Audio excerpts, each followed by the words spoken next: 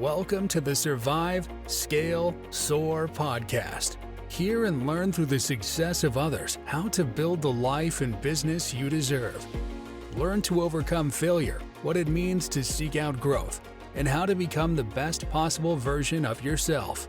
And now, here's your host, coach, entrepreneur, husband and father, and author of the #1 best-selling book, Survive, Scale, Soar, Jeremy Williams. And welcome back. This is Jeremy Williams, and you're tuning in to the Survive, Scale, Soar podcast, the podcast for the entrepreneur, built by entrepreneurs.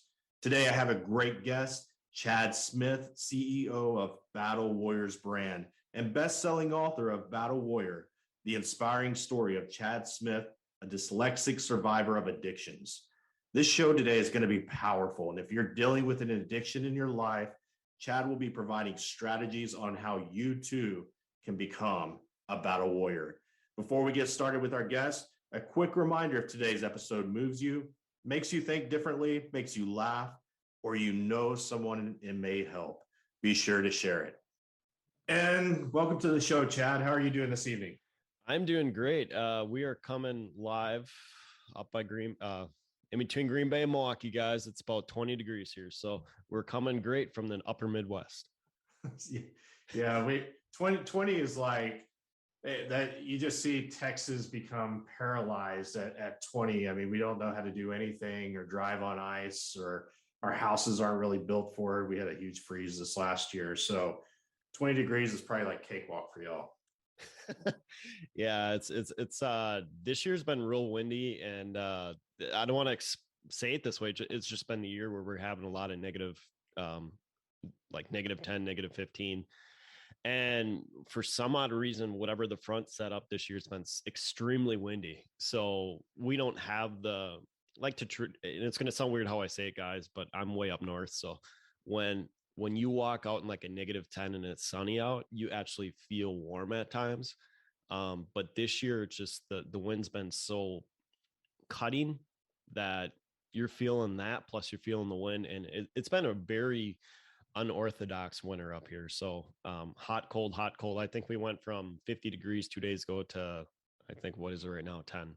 So with wind chills, -10 tonight. So it's just been all over the place. Is what my sister, who lives in the same town you do, would say. She's like, I don't know what's the deal. Wisconsin's drunk today or something. It's just all over the place. So it's been like I said, it's been a very unpredictable, unorthodox type of winter. And yeah, I'm going to be craving warm weather down the road. So awesome. Well, it's glad to have a brethren from the north join us on the podcast, and really excited about our conversation tonight. And I want to start out with, you've got a book that's going to be coming out here soon. So it's actually available for pre-order, and it's Battle Warrior: Winning the Fight Against Addictions and Living a Purposeful Life. Tell me, how did the Battle Warrior brand get started? So basic terms, the Battle Warrior brand actually, long time ago, growing up, we were just joking around with family and figuring out what our names are. So like you look up, Jeremy, and you see like the old traditional surnames, and how it was set up. I don't know if it was a family member or whoever it was said, wow, yours is Battle and Warrior. So it depends on if you'd go to like England, it would be Battle. If you go to a different country, it'd be Warrior. And for me, I'm like, you know what? That's got such a powerful punch behind it in such a strong way. I'm like, for many years, I ran away from it. I'm like, yeah, that's a warrior name. That's kind of cool. And that's kind of how I wrote it in the book, is misfinding, like not even finding yourself, and then finally come, fruition of beating everything that was kind of beating you down in the past, and coming forward. And once I, honestly, and I have a very spiritual drive, but once I looked it up, I saw, a certain verse on Google that is known through all my websites and stuff. And I'm like, that's it. I didn't even blank on it. That had to be that. And yeah, it's been a good spiral, and I don't want to say spiral down, but it's like a continuous snowball, man. Like the momentum, once it just spins and spins and spins, it's been insane my last couple of weeks here. So yeah, and Chad, I think that's really cool. Like what you just shared there is that at times there's these moments in our life where we make it's just, there's so much clarity there that we know it's the right decision and move forward with that. So that's cool that you shared that. So the book is about addiction. Could you share with our audience that maybe also struggling with some of the same things that you were able to work yourself out of? Can you share some of those topics? Yeah, so there's multiple addictions I had throughout the years, and for me it was alcohol was the driving factor of it. Also with that was pornography, and the thing with the upper Midwest and in even America's starting to be like this. Upper Midwest, we got raised up traditionally in bars. It was a traditional Friday night thing. So I'm not labeling anything how it was, but we were old traditional Catholics here. So when it come to Friday, you go out for fish, you go out, have the old fashions, you go out, get the brandy. And in how I word it in the book is, I'm not using my past, like family or any of that as like a distraction to say, hey, I learned this from them. It's a community issue that we're having up here. So for me, me growing up with alcohol, grabbing a bottle at 13 years old, starting every day, every weekend, pretty much at 13 all the way through, even, having occasional, we call them grandpa drinks, but just the occasional with grandpa and stepdad, anywhere from 3 to 13, that was a normal thing up here because it was the old traditional farming families, the old traditional Catholics. And instead of having water or tea or, lemonade or anything, you would have water and then you have beer. That's just how it was up here. And what I didn't really notice is growing up through high school, I would always do sports. And then on the weekends, I would just get annihilated around family, around friends. And it wasn't so much, running away from family and doing it behind their back. It was, everyone was involved with it because we were going up camp and we were going, all the social events and stuff. So here I'm 13, 14, 15 years old, down in anywhere from 12 to 36 ounces of whiskey a night on the weekends, if not more shots, whatever it is. And what was happening is when you looked at a lot of this business journey is there's a theme that's kind of building around is your mess becomes your message. And I don't know who started that saying, but it's been repetitive in my brain through probably 12 to 24 people that speak. And what it is, whether you're spiritual or not, you're meant to go down that path. You're meant to go find yourself, go dig yourself out of the hole, pretty much strip yourself down and build yourself back up. And this book is literally that. So, we're talking about my addictions. We're talking about, getting annihilated. And then I don't want to use that term, but that's the best way of saying it. And then turning around and trying to chase that high with sex or pornography or whatever it is. So I hear something that you brought up and that, you don't blame those around you, yet there was an influence, right? And, being in the real estate industry, alcohol is like at every event. Like you go to an event, there's alcohol there. It's almost like it's expected. Or you go to a conference and everybody's at the bar, and it's just almost like it's ingrained in to the industry. And it's very rare to see people that aren't participating in that. Do you think influence plays a huge role in people falling into these addictions? Huge role. And honestly, and I'm going to answer it this way. And I'm gonna shed light on the industry. Like alcohol is just like how tobacco was back in the day. It's a big business, and it's not so much that it's probably the only few, just like cigarettes and all them, where it's naturally brought into you. It's not, like a repetitive, don't do this, don't do this, don't do this. It's just right in front of you. And what was happening, especially up here, growing up with the Milwaukee Brewers and all that, every 5 minutes you have a Miller Lite. Miller Lite advertisement. You would have a Packer game. You would have Miller Lite advertisement. We have, town I live in right now, I think I can count 6 breweries in 2 miles. It's at least up here, we're very driven on, as an industry, on alcohol. And in general, you go networking to a real estate wholesaling group, it's right there. bar tabs open, have at it. You go to like for me, Christmas entrepreneurial event, have at it. That was at a brewery, and I'm not shedding light on it. To us up here, and I'm gonna say us locals, there's two different styles of establishments. Like you have the traditional non-food bar where you just go out, do your thing. And then you have the traditional like 50-50 where these top premier restaurants that also have phenomenal bars are phenomenal restaurants. So it doesn't matter what you do, you're still going to go and be around it. And this journey in this book, it tells a story about me moving, like physically moving away. Like I had to pick my stuff up, move 35 minutes away from my parents, family, friends, all that stuff. And I'm glad it occurred during lockdown, because I sobered up 3-4 months before lockdown, and then just ran into spring. By the time I think I moved in July that year in 2020, I cleaned up in 2019, Thanksgiving 2019.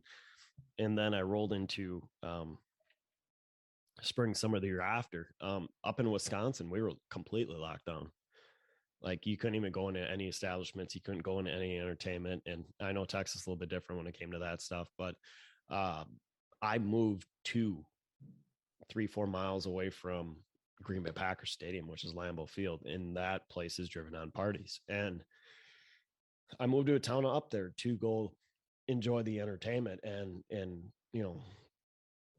the running joke is God was looking up at me because I moved up there in lockdown. And by the time lockdown unlocked, I was 2 months away from my lease where I can move to a different location. So it was,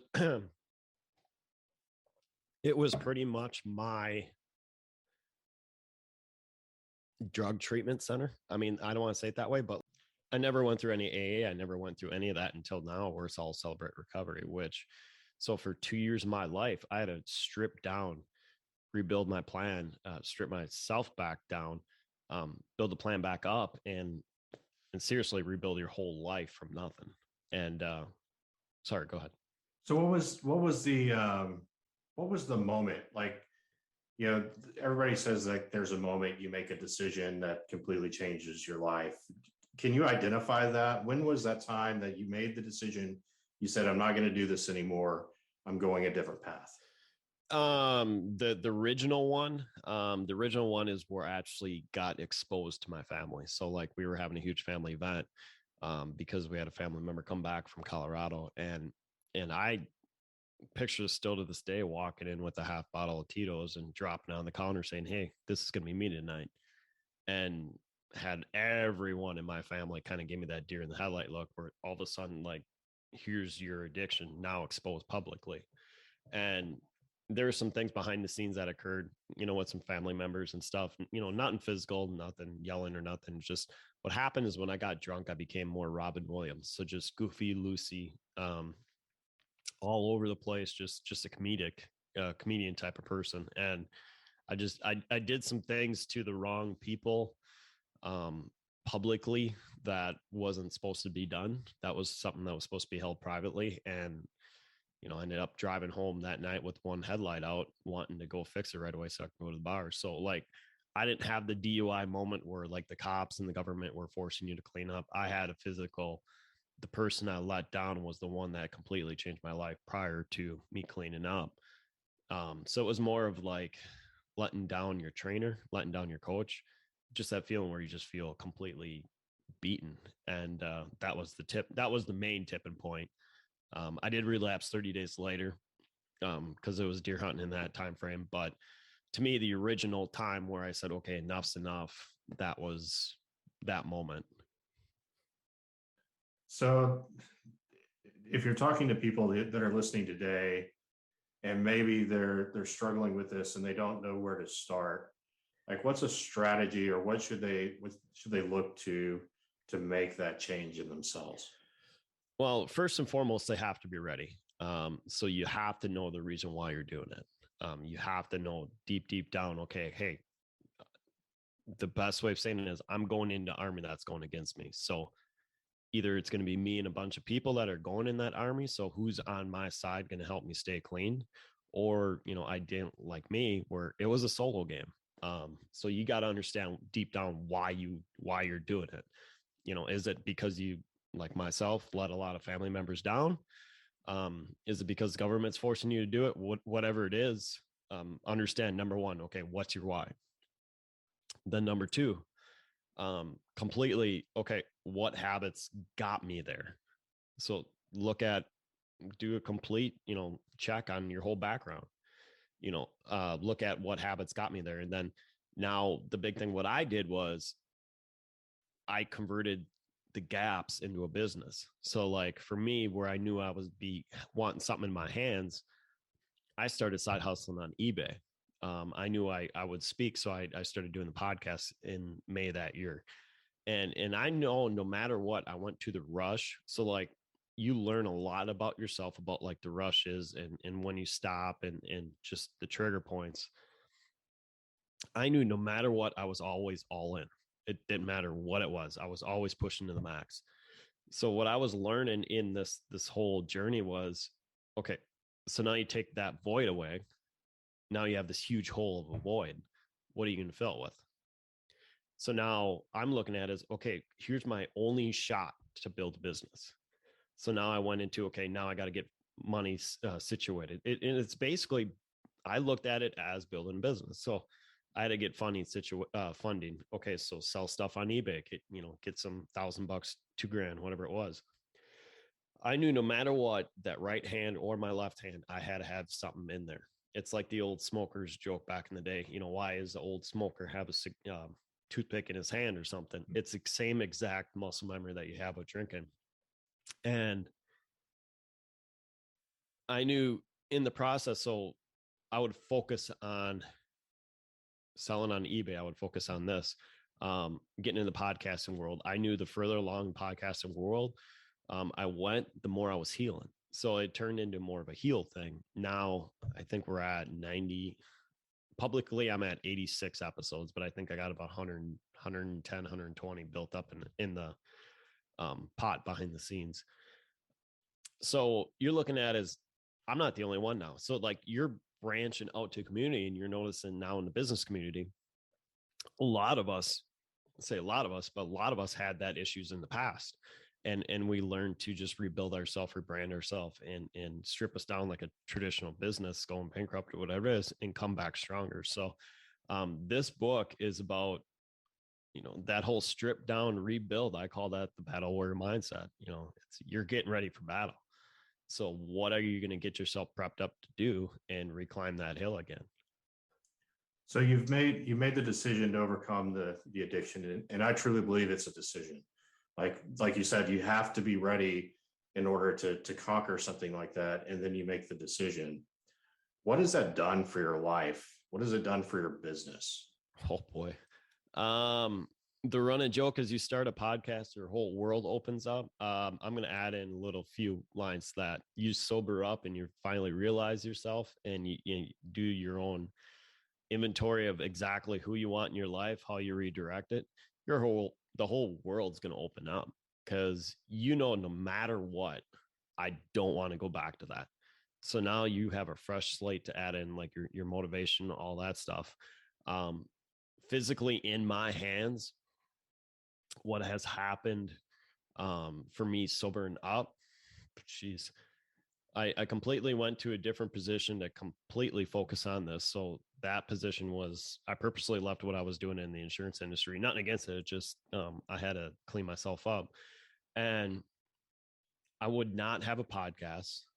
I would not have my own clothing line. I would not have my own supplement line. I would not have my own book. So pretty much 99% of what I have right now, I would not have if I drank again. So, is the temptations always there? Absolutely, man. It's even down by you can go around the corner and you can smell something. It's always there. I know for sure that it's almost a fear that's developed, that you don't want to lose what you have right now. So you just go all in even more to make that larger, more efficient, whatever it is. So, for me, I cannot get off the wagon. As much as I would love to, I cannot get off the wagon. I would lose all this stuff. Way too many things in my life. So one more thing before we jump into the book is, I heard you say something about you start taking inventory of the people in your life. And how did that change? Did your friend groups change? Did the people you hung out with, even within your business as you started to grow it, did that change? Talk a little bit about that. I probably lost 95% of my friends. In a good or bad way. So what happens is the bulk of them are going to run away right away, just for the sake of that change in living and change in pattern that you're doing. The key ones will come back. So don't freak out, guys. The key ones will come back and they'll support you in that. In general, though, I had to get away. I think my whole phone list, I think maybe I got like 5 key ones now in my life. So I completely shrunk that circle down and made it this way. So it's, that old saying, if you have 5 guys that are millionaires and you're the 6th one, odds are in the long run, you're going to become one. I looked at inventory, especially like I said, in my friends, I wanted to be a business owner. So no matter what, I looked at it as, are you getting me closer or further away from the goals? Are you do you understand that I'm clean? Cool. We'll go with that. How is your, spirituality? Do you care? Do you not care? Are you a believer? Are you a believer? Whatever it is. And I didn't become a checklist. I just became very aware of who this person is in front of you and then who the person is behind the scenes. And honestly, Matt, I just let good people in my life that want to support, either support me or we support everyone in the community, whatever it is. I wanted to make sure I was part of a community that was happy, healthy, and, focused on achieving great things. That's awesome. So I'm talking here with Chad Smith, the author of Battle Warrior, the owner of the Battle Warrior brand. And tell us a little bit about the book. I know it's available for pre-order. How do people find you? All right. So the book right now is on the main outlets. So like the book's on Amazon. That's the number one way of going it. Each one of my websites have the links back to Amazon. I'm a keep it simple, stupid type of guy, which is the old business saying back in the day, but I just want one avenue. So everything's on Amazon. Full launch will be March 11th. We did a soft launch right now just to kind of get the feeling out. So in the next 2-3 weeks, guys, you're going to be seeing a lot more advertisement, a lot just to build up to kind of get the pre-launch going into the launch.